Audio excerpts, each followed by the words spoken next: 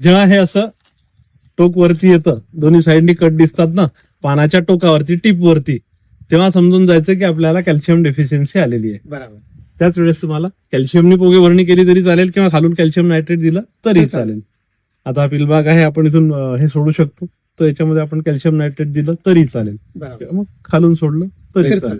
पण ज्यावेळेस हे सिंपल लक्षण आहे की ज्यावेळेस हे असं दिसतं समजून जायचं की आपल्यावरती कॅल्शियमची कमतरता आहे.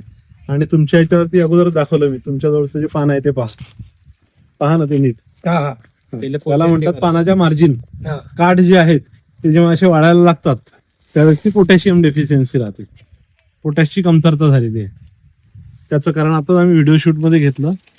ज्यावेळेस हा बाग निसवलेला होता आणि कटन केली आपण, निसवलेला जेव्हा बाग निसवतात तेव्हा सगळ्यात जास्त पोटॅश लागतो. बरोबर. गडाची साईज वाढण्यासाठी वाढवायपेक्षा वजन वाढवायसाठी सगळ्यात जास्त पोटॅश अपटेक होतो. एवढ्या परिसरातला पोटॅश पूर्ण अपटेक झालेला आहे. त्याच्यामुळे ह्या पिलावरती पोटॅशियमची डेफिशियन्सी आढळून येते.